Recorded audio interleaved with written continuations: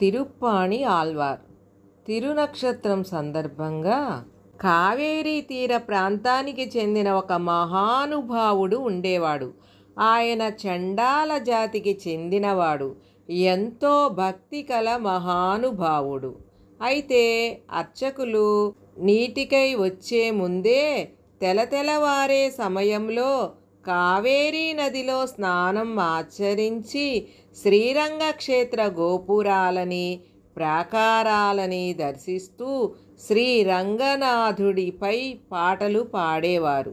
ఒకనాడు ఆయన కావేరీ తీరంలో శ్రీరంగనాథుడిని పాడుకుంటూ తన్మయులై పాడుకుంటూ అక్కడే ఉండిపోయారు. ఆలయ ప్రధాన అర్చకుడు లోకసారంగముని పెరుమాళ్లకు తీర్థం తీసుకువెళ్ళడానికి వచ్చారు. ఈయనకు జరగమని చెప్పాడు. ఆయన స్పృహలో లేరు. ఒక్కసారి అదిరించేసరికి ఆయనకి ఒంటిపై దెబ్బ తగిలింది. అయ్యో, పొరపాటు చేశాను, క్షమించండి అని చెప్పి వెళ్ళిపోయాడు. ఆ అర్చకుడు తీర్థం పట్టుకొని రంగనాథుడి వద్దకు వెళ్ళగానే రంగనాథుడి విగ్రహానికి దెబ్బ తగిలి రక్తం కారుతుంది. అక్కడే ఒక అర్చక ముఖేన రంగనాథుడు ఒక పలుకు పలికించాడు. నా భక్తుడిని హింసించావు కనుక నాకు ఈ స్థితి కలిగింది. వెళ్ళి ఆయనను తీసుకురా అని చెప్పాడు.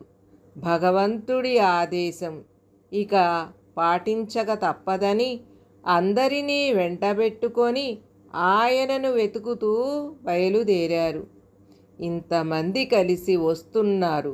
ప్రొద్దున చేసిన పొరపాటుకు దండించడానికి వస్తున్నారు అని ఆయన పరుగెత్తడం ప్రారంభించాడు. ఆయన వెంట వీరంతా పరుగెత్తుతున్నారు. చివరికి ఆయనను పట్టుకొని, నిన్ను రంగనాథుడు రమ్మని చెప్పాడు, నిన్ను తీసుకువెళ్ళడానికి వచ్చాం అని చెప్పారు. అయ్యో, ఈ పాడుదేహంతో నేను ఆలయాన్ని అపవిత్రం చేయను అని చెప్పాడు.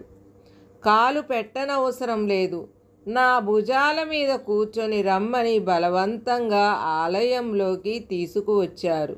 బ్రాహ్మణోత్తముడు చండాలుడిని భుజములపై తీసుకురావడాన్ని చూసి అందరికీ ఆశ్చర్యం వేసింది.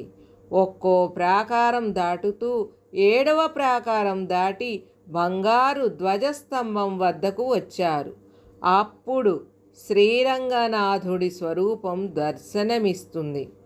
ఒక్కసారి చూసి, హే భగవాన్, ఏమి యోగ్యం కలిగించావయ్యా, హే భగవాన్, నీవు ఎట్లాంటి వాడివయ్యా, నాలాంటి హీన స్వరూపుడిని స్వీకరిస్తున్నావే, కానీ నీవు ఎవరిని స్వీకరించినా మలినం అంటని వాడివి. నీవు ఎట్లాంటి వాడివి?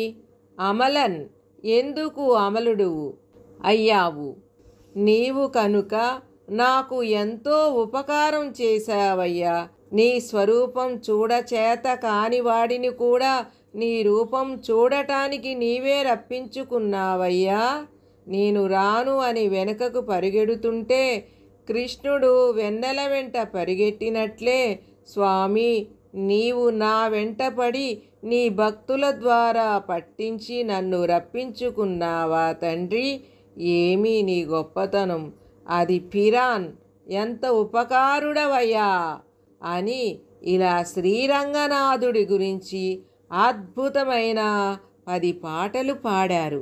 గర్భాలయంలో రంగనాథుడిని సేవించుకొని, హే భగవాన్, ఈ ప్రాకృత నేత్రాలతో నీ యొక్క దివ్య మంగళ విగ్రహాన్ని చూడగలిగే యోగ్యత కలిగించావే.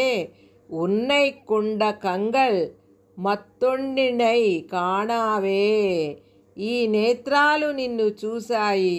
నాకు ఇతర ఏ రూపాన్ని చూడాలని కోరిక లేదు. ఈ నేత్రాలతో చూడలేను అని ఆయన పాడారు. పరమాత్మ విరాట్ స్వరూపాన్ని చూసిన అర్జునుడు వెర్రివాడు. తిరిగి లోకాన్ని చూడగలిగాడు. పరమాత్మ విరాట్ స్వరూపాన్ని చూసిన ధృతరాష్ట్రుడు తామసగుణం కలిగిన లోకాన్ని చూడనని అన్నాడు. వేరే వారి రూపాలనే కాదు, నీ యొక్క ఏ ఇతర రూపాలని కూడా నేను చూడలేను అంటూ శ్రీరంగనాథుడిలో చేరిపోయాడు. ఆయన పేరే తిరుప్పాణి ఆళ్వారు. పాణి అంటే వీణ. వీణ ధరించి రంగనాథుడిని పాడేవారు కనుక ఆయన పేరు తిరుప్పాణి ఆళ్వార్ అయ్యింది. జై శ్రీమన్నారాయణ. సర్వం శ్రీకృష్ణార్పణమస్తు.